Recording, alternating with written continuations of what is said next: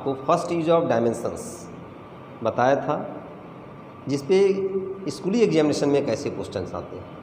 आज आपको हम फर्स्ट यूज ऑफ डायमेंशंस पर कंपटीशन में कैसे क्वेश्चन पूछेंगे वो आपको हम बताने जा रहे हैं। आप उसको ध्यान से देखिए। कहीं भी दिक्कत आएगा आप हमको कमेंट के माध्यम से ज़रूर शेयर करें। हम आपको कॉन्सेप्शन ट्रिक्स सब बताते चलेंगे, आप बने रहिए। तो देखिए कॉम्पिटिटिव क्वेश्चन कैसा आता है। सबसे पहले हम क्वेश्चन लेते हैं, इसमें डायरेक्ट क्वेश्चन से ही होता है। देखिए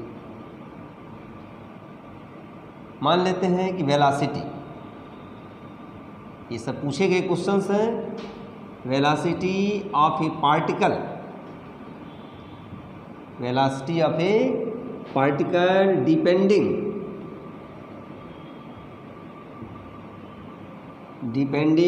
upon time t is given by the equation, is given by the equation v is equal to at plus b upon t plus c, where a, b and c are any constant, any constant। आपको इसमें पूछा जाएगा कि find out the dimensional formula, find out the dimensional formula of, हम शार्ट में लिख दे रहे हैं DF, यानी dimensional formula of A, B and C, dimensional formula of A, B and C. देखिए हम कैसे निकालेंगे। ये फर्स्ट यूज पे आधारित है। आपको हमने फर्स्ट यूज में क्या बताया था, कोई भी इक्वेशन तभी करेक्ट होगा जब LHS का जो डायमेंशनल फार्मूला है वो RHS के इक्वल हो। हमने आपको ये भी बताया था कि अगर LHS में एक से अधिक टर्म है, RHS में एक से अधिक टर्म्स हैं, तो प्रत्येक टर्म के जो डायमेंशनल फार्मूला है वो सेम होना चाहिए। तो अगर एक से अधिक टर्म होता है तो हम हर टर्म का डायमेंशनल फार्मूला निकाल के इक्वल करेंगे और बताएंगे कि इक्वेशन करेक्ट है। और अगर नहीं ऐसा आता है तो डायमेंशनली इक्वेशन क्या हो जाएगा, रॉन्ग हो जाएगा। तो यहाँ आप देखिए फर्स्ट यूज पे आधारित है, ABC का पूछा जा रहा है। जो डायमेंशनल फार्मूला वेलोसिटी का होगा वही डायमेंशनल फार्मूला किसका होगा, AT का होगा। ठीक है, इससे हमारा क्या होगा, A का निकल जाएगा। V, तो अब यहाँ से आप क्या करोगे, B का निकालना है तो B का क्या आ जाएगा, V इंटू टी प्लस सी। टी प्लस सी का क्या होगा, 2t तो लिखा नहीं जाता, यानी t होगा तो क्या आ जाएगा, एल टी माइनस 1 भी का इंटू टी प्लस सी का t, तो हमारा b का क्या आ गया, एल टी पावर माइनस 1 और t यानी t पावर 0, तो एल टी पावर 0 यानी l लेंथ का। तो इस तरह आप देख लिए फर्स्ट यूज पे ये आधारित क्वेश्चन था, यानी उसका एक तरह से एनालिटिकल ट्रीटमेंट था। हमने आपको ABC का निकाल दिया और हम आपको एक बताने की कोशिश करते हैं, एक और बता करेंगे। देखिए x लेंथ को इंडिकेट करता है, तो dx छोटा लेंथ है। आप छोड़िए इंटीग्रेशन साइन को, साइन ऑफ इंटीग्रेशन है, ये मीटर हो गया 2x माइनस एक्स स्क्वायर। अभी आपको हम क्या बताएं, सेम यूनिट में से सेम यूनिट सब्ट्रैक्ट होगा, तो ये 2x यानी एक्स स्क्वायर मीटर स्क्वायर है तो 2ax भी मीटर स्क्वायर ही होगा, यानी a क्या होगा, a स्टैंड्स फॉर मीटर, यानी मीटर स्क्वायर ये भी है, ये भी मीटर स्क्वायर है, यानी 2x माइनस एक्स स्क्वायर का यूनिट क्या आएगा, मीटर स्क्वायर। जो रूट में है बाहर निकलेगा तो क्या हो जाएगा, मीटर। ऊपर भी मीटर नीचे भी मीटर। अब आप देखिए यहाँ पर ऊपर भी मीटर, आपको हम दिखा दे रहे हैं, नीचे भी रूट में मीटर स्क्वायर यानी मीटर। कट गया, क्या आ गया, इसका वैल्यू 1 आ गया, यानी LHS डायमेंशन लेस है। LHS क्या है, डायमेंशन लेस है, उसका डायमेंशंस नहीं है, तो LHS का वैल्यू क्या आया, 1। आप ये 1 लिख लो, ठीक है। अब RHS भी 1 होगा, आप कैसे करोगे, a पावर n लिख दो, a पावर n हमने लिख दिया। आपको हम पहले ही बता चुके हैं कि इन्वर्स फंक्शन के डायमेंशनल फार्मूला नहीं होते, डायमेंशंस नहीं होते हैं, यानी उसका वैल्यू कितना आएगा 1। आप डायरेक्ट लिख सकते हो। देखने के लिए आप देखिए, x stands for metre, a also stands for metre, यहाँ से आप देख चुके हो मीटर अपॉन मीटर समाप्त हो गया, ये भी यूनिटलेस, ये भी यूनिटलेस। आप ऐसे ही याद रखिए, इतना सोचना नहीं है। आपको हम ट्रिक दे चुके हैं कि इन्वर्स फंक्शन के डायमेंशनल फार्मूला होते हैं लेकिन डायमेंशंस नहीं होते, यानी m power 0, l power 0, t power 0, theta power 0, यानी उसके वैल्यू 1 है। किसी का डायमेंशंस नहीं है यानी उसका वैल्यू कितना है 1। तो आप डायरेक्ट जहाँ इन्वर्स फंक्शन आ जाए उसकी वैल्यू आप 1 लिख दिए। तब यहाँ से देखिए हमारा क्या आ गया, it implies a power n is equal to 1, और a पावर n 1 है, इसको हम क्या लिख सकते हैं, a पावर 0। तो क्योंकि किसी के पावर 0 का वैल्यू क्या होता है 1, तो a power 0, a power n। अब बेस सेम है, पावर क्या हो जाएगा, इक्वल हो जाएगा, यानी it implies n is equal to 0। अब आप देख लीजिए उसमें कौन सा ऑप्शन है, आपके ये आंसर होगी। ये फर्स्ट यूज़ पे ऐसे क्वेश्चंस जो हैं कंपटीशन में पूछे जाते हैं। आपको कहीं भी अगर दिक्कत आता है, आप मेडिकल इंट्रेंस एग्जामिनेशन की प्रिपरेशन कर रहे हैं, आईटी की प्रिपरेशन आप कर रहे हैं, आप कोई भी क्वेश्चन कहीं से भी दिक्कत होता है, आप हमको कमेंट के माध्यम से उस क्वेश्चन को दीजिए, हम सॉल्व करेंगे उस क्वेश्चन को। आइए दोस्तों, अब हम लोग डायमेंशंस का सेकेंड यूज़ देखते हैं। सेकेंड यूज़ क्या है, तो कन्वर्शन ऑफ, क्या चीज़ है, conversion of one system of unit, one system of unit into another system of unit, into another system of unit, system of unit।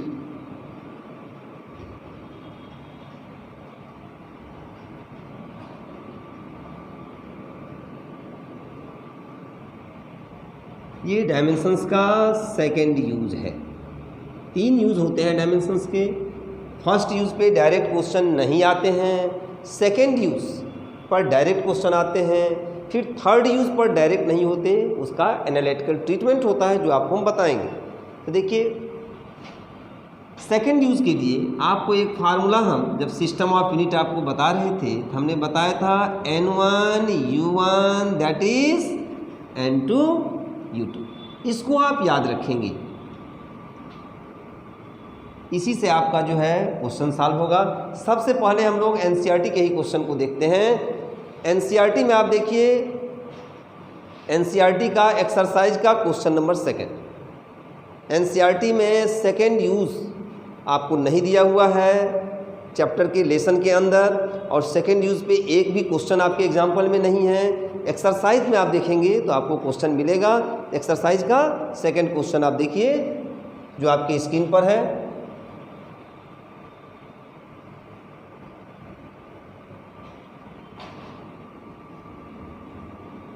1 kilogram metre square second power -2 that is equal to gram centimetre square second power -2। अब इसमें आप देखिए ये second use का first है NCERT का, जो आपका सेकेंड क्वेश्चन है उसमें फर्स्ट आपका हम लिखे हैं। यहाँ देखिए N1 1 हो गया, U1 जो है वो सिस्टम ऑफ यूनिट में किसको बता रहा है, kilogram metre square upon second square. उसी तरह N2 आपको पूछा जा रहा है, U2 दिया हुआ है। तो हम सबसे पहले क्या करेंगे, U means unit, unit means dimensional formula, तो आप डायमेंशनल फार्मूला लिख लो, यहीं से देख के आप लिखो, आपको दिमाग नहीं लगाना है। Kilogram stands for mass, metre stands for length, और time second stands for time, आप ये लिख दिए। इसमें आप कुछ u1 u2 नहीं लगाएंगे, आप u लिख दिए। यहाँ भी देखिए ये मास को, ये लेंथ को और ये टाइम को बता रहा हूँ। अब आप अप्लाई कर दीजिए n1 u1 that is n2 u2। कैसे अप्लाई करोगे? n1 कितना है? 1। u1 के स्थान पे आप क्या लिखोगे? तो जो u आपने लिखा है उसमें m के स्थान पर m1 कर दीजिए, l के स्थान पर l1 पावर 2, t1 पावर -2। मुझे n2 निकालनी है, हमने n2 लिख दिया। u2 के स्थान पे m2, l2 power 2, t2 power -2। अब देखिए n2 कितना आ गया हमारा? 1 इंटू, अब एक जगह आप कर लोगे m1 अपान m2। उसी तरह लेंथ को एक जगह कीजिए, क्या आया? l1 upon l2 whole power 2। फिर इसी तरह क्या आया? t1 upon t2 whole power -2। दोस्तों इसमें हम लोग पावर को नहीं भूलेंगे, क्योंकि यदि आप पावर भूल जाएंगे तो क्वेश्चन आपका गलत हो जाएगा। अपने ज़िंदगी में भी पावर मत भूलिए। एक बच्चा अपने पावर को भूल जाए, एक माँ बाप अपने पावर को भूल जाए तो बहुत बड़ा गलती हो जाएगा। तो यहाँ डायमेंशंस के सेकंड यूज़ में पावर नहीं भूलना है आपको। देखिए क्या होगा। अब आप लिखिए 1 into m1 stands for kilogram, m2 stands for gram. Bracket आप कुछ भी लगाइए, छोटा लगाइए, बड़ा लगाइए, कोई मतलब नहीं है। l1 metre, l2 centimetre, power 2, t1 second, t2 second, whole power -2। ठीक है। अब बड़े वाले को आप चेंज कर दीजिए। 1 किलोग्राम को क्या लिख सकते हैं? 1000 ग्राम। छोटे को भी चेंज कर सकते हैं, डिवाइड करना पड़ेगा और कोई दिक्कत नहीं है। इंटू मीटर को क्या लिखेंगे? 100 सेंटीमीटर, यहाँ सेंटीमीटर। सेकंड से सेकंड को काट दीजिए, 1 पावर -2। यहाँ भी सेंटीमीटर कट गया, ग्राम कट गया। अब देखिए कितना आ गया? 1 इंटू 1000 इंटू 100 पावर 2, 100 पावर 2 यानी 100 इंटू 100, 1 पावर -2 क्या होगा? 1। कितना आया? 10 पावर 3, 10 पावर 2 इंटू 10 पावर 2 यानी 2 + 2 + 3 यानी कितना आया? 7। तो 10 पावर 7 हो गया। अब यहाँ से हमारा क्या आ गया? यानी इट इम्प्लाइज 1 किलोग्राम मीटर पर सेकेंड स्क्वायर, यानी हमारा n2 = कितना आया? 10 पावर 7, यानी 1 kilogram metre square upon second square that is 10 power 7 gram centimetre square upon second square. दोस्तों आप पढ़ेंगे जो SI सिस्टम होता है उसमें हम लोग एनर्जी को जूल लिखते हैं, क्योंकि एनर्जी पे सबसे ज़्यादा जूल नाम का साइंटिस्ट ने वर्क किया है, तो इसको हम लोग जूल बोलते हैं। और CGS सिस्टम में क्या बोलते हैं एनर्जी के यूनिट को? अर्क। ये एनर्जी का ही यूनिट है, kilogram metre square upon second square, या CGS में gram centimetre square upon second square. जैसा कि आप डायमेंशनल फार्मूला भी जानते हो, ml पावर 2 t पावर -2। तो आप ऐसे याद रखो कि 1 जूल कितना होता है? 10 पावर 7 अर्क। तो हमारा n2 का वैल्यू आ गया। ये कंपटीशन में भी डायरेक्ट ऐसे ही पूछे जाते हैं। देखिए IT में पूछे हुए क्वेश्चन आपको हम बताते हैं। IT में क्या पूछा था आप देखिए, सेकंड क्वेश्चन आपको इस पे हम बता दे रहे हैं। और भी आप प्रैक्टिस कीजिए। NCERT की जो शेष 2 क्वेश्चन और है उसको आप सॉल्व कीजिए। कहीं दिक्कत आता है आप उनको कमेंट के माध्यम से शेयर कीजिए, हम पुनः उसको सॉल्व करके आपको बताएंगे। एकदम सेम है, इसी प्रोसेस से आपको करना है। अब हम सेकंड एक क्वेश्चन देखते हैं जो IT में पूछे जा चुके हैं। देखिए क्या है सेकंड क्वेश्चन जो कि IT में पूछे जा चुके हैं कि 9.8 मीटर, बस यही क्वेश्चन है, मीटर पर सेकेंड स्क्वायर, 9.8 मीटर पर सेकेंड स्क्वायर में यहाँ डॉटेड है कितना किलोमीटर पर मिनट स्क्वायर होगा। यानी यही क्वेश्चन था। क्वेश्चन क्या था? वहाँ ऑब्जेक्टिव है कि 9.8 मीटर पर सेकेंड स्क्वायर इन किलोमीटर पर minute square will be, 4 option उसके थे। अब आप देखिए कैसे सॉल्व करेंगे, यही प्रोसेस है, इसी से आपको सॉल्व करना है। आप उठाएंगे आईटी के पेपर, आपको मिलेगा, ये इंजीनियरिंग में पूछे गए हैं क्वेश्चन, उसके बाद और भी कई जगह पूछे गए हैं। देखिए इसको कैसे हम सॉल्व करते हैं। यहाँ देखिए physical quantity metre upon second square, यानी length upon time T square, यहाँ भी लेंथ अपॉन टाइम स्क्वायर है। आप क्या लिखोगे, हम क्या बताएं, सबसे पहले आप उसका लिख लीजिए यूनिट यानी डायमेंशनल फार्मूला। क्या आएगा, एल अपॉन टी के स्क्वायर यानी एल टी पावर -2। अब आप तत्काल अप्लाई कीजिए, ये कहीं और प्रोसेस से नहीं करना है, इसी प्रोसेस से आप करेंगे, सॉल्व होगा, बहुत जल्दी सॉल्व होगा।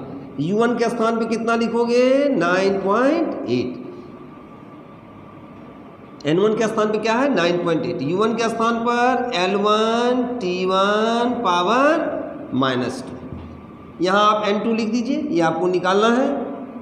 u2 के स्थान पर L2 T2 पावर -2। अब उसी तरह जैसे आपको हम पहले बताए हैं, n2 कितना आ गया 9.8, लेंथ को एक जगह कीजिए, L1 upon L2 into T1 upon T2, T1 power -2 upon T2 power -2, you can write it T1 upon T2 whole power -2। अब फिर वही प्रोसेस जो जिसमें है L1, पहला सिस्टम क्या है मीटर, तो आप यहाँ क्या करोगे मीटर लिख दोगे। सेकंड क्या है किलोमीटर, आप लिख लीजिए किलोमीटर। फर्स्ट सिस्टम T1 क्या है सेकेंड, सेकेंड क्या है मिनट, पावर -2। पावर नहीं भूलना है, इस चीज़ को हमेशा दिमाग में सेट रखिए आप। वही पावर को लोग छोड़ देते हैं जिससे गलत हो जाता है। मीटर को चेंज कर दीजिए, मीटर छोटा है आप किलोमीटर को चेंज कीजिए, इसको भी करेंगे तब भी आएगा, डिवाइड करना पड़ेगा, क्या ज़रूरत है। तो मीटर ऐसे ही रहने दीजिए, किलोमीटर को लिख दीजिए 1000 मीटर। यहाँ देखिए यहाँ भी सेम चीज़, सेकेंड, मिनट को क्या करेंगे हम 60 सेकेंड लिख देंगे, पावर -2। काट दीजिए अब कट गया, हमारा क्या आ गया n2 इज इक्वल टू कितना आया 9.8 इंटू 1/1000 इंटू यहाँ देखिए 1 पावर -2 अपॉन 60 पावर -2, तो 1 पावर -2 1 होगा, नीचे है 60 पावर -2, इसको अगर हम ऊपर लेके चले जानते हैं तो क्या हो जाएगा 60 पावर +2 होगा। अब आप आइए n2 हमारा कितना आ गया 9.8 इंटू 1/1000 इंटू इसको लिख दीजिए 60 इंटू 60, नीचे था 60 पावर -2, हम ऊपर ले गए तो क्या हो जाता है प्लस। अब आप देखिए इसको काट दीजिए, कितना आ गया 9.8 अपॉन 9.8 इंटू 36, 6 इंटू 6 अपॉन 10, यानी इसको हम क्या लिख देंगे 0.98 इंटू 36। इसको आप सॉल्व कर लीजिए, ये 35 पॉइंट समथिंग आएगा, आपको इसे सॉल्व करना है।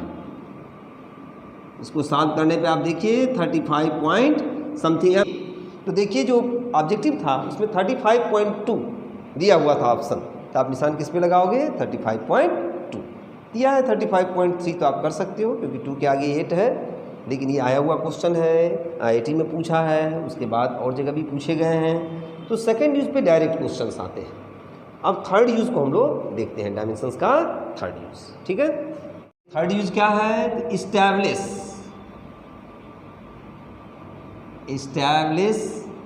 द रिलेशनशिप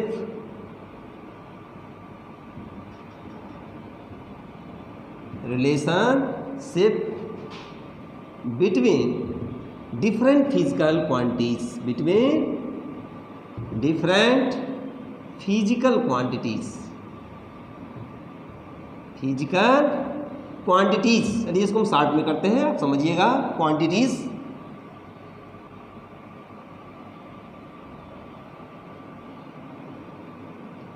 अब इसमें देखिए सबसे पहले हम NCERT का ही क्वेश्चन उठाते हैं। जितना डायमेंशंस का यूज है उस पर क्वेश्चन ही है, क्वेश्चन में ही वो कॉन्सेप्शन है।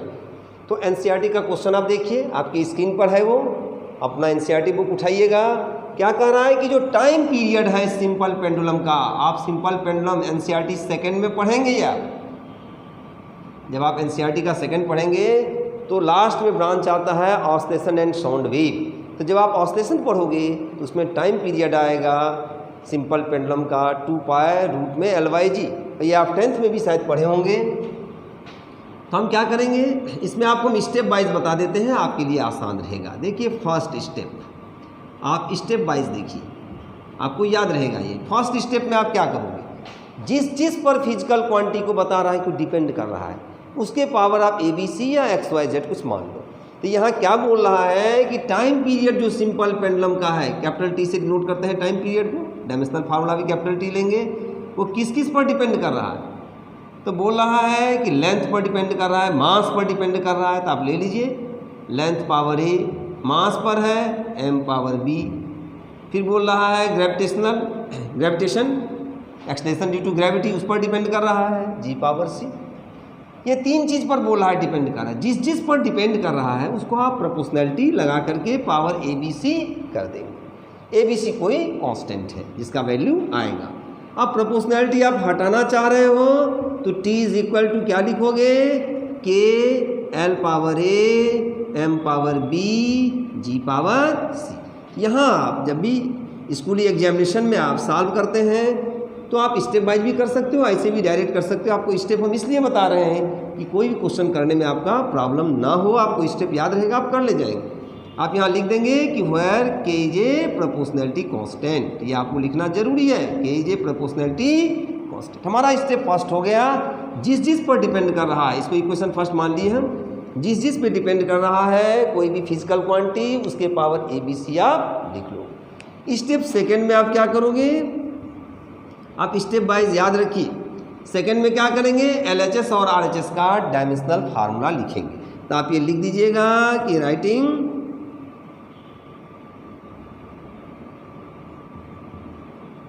The dimensional formula of LHS and RHS, LHS and RHS, ये आप लिख लेंगे। क्या लिखेंगे, T टाइम पीरियड है, कोई भी है अगर यूनिट सेम है यानी टाइम पीरियड तो सेकंड होता है, तो T हो गया। K जो हम मान के चलते हैं ये हमारा प्रोपोर्शनैलिटी कांस्टेंट है, इसका कोई भी वैल्यू पाई में आवे या कांस्टेंट में आवे यानी उसका डायमेंशंस नहीं होगा। ये डायमेंशंस का ड्रॉबैक भी है कि वो कांस्टेंट का वैल्यू नहीं बता पाता है, तो जो उसका ड्रॉबैक है उसके बारे में हम कुछ नहीं बोल पाएंगे, यानी आप जो कांस्टेंट लेंगे उसका कोई डायमेंशंस नहीं होगा। अब हम आगे चलते हैं, L का लिखते हैं, इसका नहीं होगा, आप ऐसे ही लिखेंगे। यही स्टेप आप याद रखिए, दुनिया का कोई भी क्वेश्चन डायमेंशंस का जो थर्ड यूज पर है वो आपका सॉल्व होगा, और यदि नहीं सॉल्व होता है तो आप हमको बताइए, हम सॉल्व करके आपको दिखाएंगे उसको। यही प्रोसेस हम लेंगे। लेंथ का क्या लिखेंगे, L, लेंथ का L लिख देंगे, L पावर A हो गया, आप ब्रैकेट लगा लें, अच्छा रहेगा। M मास है, M पावर B कर दीजिए, G acceleration due to gravity है यानी यूनिट देखते हैं तो मीटर पर सेकंड स्क्वायर यानी LT पावर -2 पावर C। यानी हमको सबका डायमेंशनल फार्मूला मालूम होनी चाहिए तभी हम कर पाएंगे। अब आप क्या करोगे, लेंथ को एक जगह कर दो, क्या आ गया, A पावर A है, यहाँ पावर B है, यहाँ पावर C है, A प्लस C। M के पावर क्या है, B, यहाँ पावर अब क्या है, T का -2। अब कुछ है नहीं, आप इसको एक जगह लिख दें। अब यहाँ देखिए जो नहीं है वो आप बढ़ा के लिख दीजिए। यहाँ T तो है, T पावर 1 है, कुछ नहीं लिखा है। L नहीं है, आप बढ़ा के लिख दीजिए L पावर 0। M नहीं है, बढ़ा के लिख दीजिए M पावर 0, कोई फर्क नहीं पड़ेगा, T पावर 1। इतना काम आप कर लेंगे, LHS और RHS का डायमेंशनल फार्मूला लिख लेंगे, ठीक है। स्टेप थर्ड देखिए आप क्या करेंगे। स्टेप थर्ड में क्या होगा, comparing the dimensions of LHS and RHS। कोई भी इक्वेशन जो हम बना रहे हैं वो करेक्ट मान के चलेंगे, अगर करेक्ट है तो LHS का वही डायमेंशनल फार्मूला होगा जो RHS का होगा। तो आप क्या करोगे, कंपेयरिंग द डायमेंशंस ऑफ, ये आप लिख लेंगे, अच्छा रहेगा, स्कूली एग्जामिनेशन में भी लिखना पड़ेगा। कंपेयरिंग द डायमेंशंस, हम D देके डॉट दे दिए हैं, यानी dimensions of LHS, dimensions of LHS and RHS। अब देखिए क्या होगा, कंपेयर करोगे, यहाँ लेंथ के रिस्पेक्ट में कितना है 0, यहाँ कितना है a प्लस सी, हमारा क्या आ गया a plus C is equal to 0। ठीक है, ये छोटा छोटा जो है सॉल्व है, बहुत आसान होगा। m के रिस्पेक्ट में कितना है यहाँ b, यहाँ कितना है 0, तो b हमारा देखिए डायरेक्ट आ गया 0। अब यहाँ देखिए b का वैल्यू पुट कर देंगे जहाँ भी, यहाँ देखिए -2c, इसको भी देख लीजिए -2c कितना आया, यहाँ 1 है तो -2c is equal to 1, it implies c is equal to कितना आ गया -1/2। अब देखिए यहाँ c हमको निकल गया, यहाँ से हमको b निकल गया, हमको a चाहिए।